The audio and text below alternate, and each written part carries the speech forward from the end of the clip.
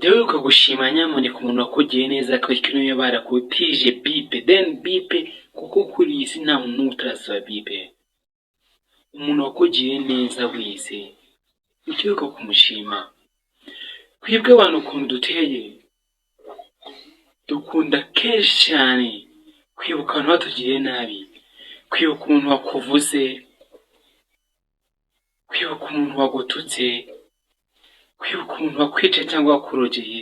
Icyo kintu wakakwiye kugerageza umutima kuko ntuzakigarura. Ariko uriya muntu wakugiriye neza jya umushimira uvuga ati Mana kabishywe no yaba arimo ari we ijuru ryari rigiye gufungiraho, uzamufungure basi abone igitabo nyanga cy'ijuru.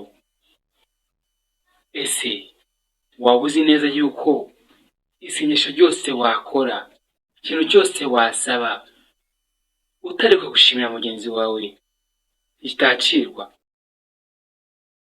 Uriye ntabwo washimira Imana utashimiye mugenzi wawe kugiriye neza. Wapi? Kuri subscribe kuri Rwego 2, kuri Flow kuri Rwego 2. Nyamuneka ndabizi neza ko muri abantu b'ingenzi kuri njyewe. Kuba ndahangaha ni mwebwe,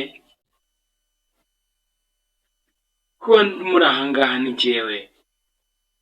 Yego nta gaciro afite kenshi kuri mwe, gusa icyo nzi cyo nta muntu utazakena mugenzi we mu gihe agihumeka.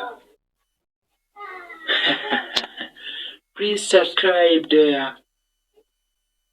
Ndabakunda cyane. Assalamu alaikum warahmatullahi wabarakatuh.